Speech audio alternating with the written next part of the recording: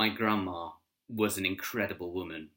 One of her finest memories was being on the Mall at the end of the Second World War on Victory in Europe Day and seeing the royal family and Winston Churchill giving his famous V's. That was one of the memories she held closest to her. When she was growing up in London, she had a fond love for food, so she was very lucky to work at the Ministry of Food, and she was an incredible cook. It was always those simple family favourites that were just her best. Her meat and potato pie, specifically, everyone loved. And her chocolate cakes were sublime. She lived basically around the corner from where I am.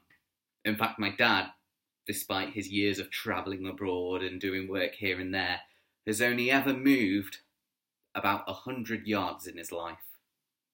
Literally round the corner, which was great for us because it meant me and my brother, we could see our grandma regularly. She'd always come round for Friday night dinners here, which were just lovely.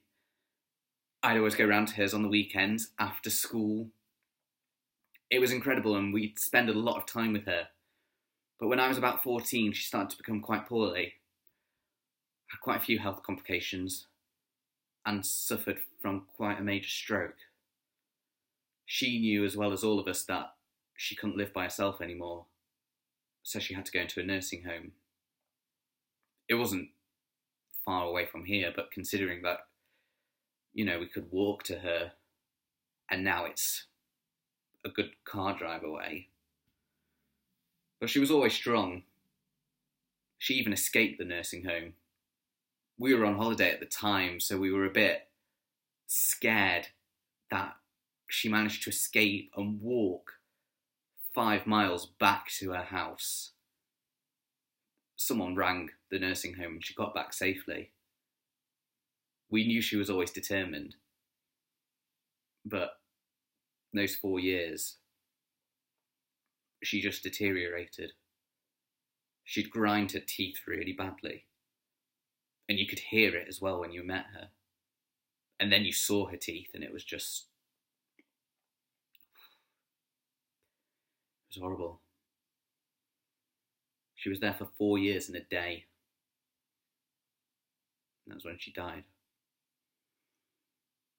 Although I remember we didn't cry when she passed away.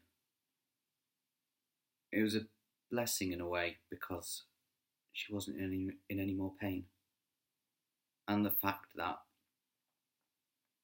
we saw her dying for 4 years, we knew it was coming. It wasn't as much of a shock for us as it was for others. I always think about her, and the memory lives on.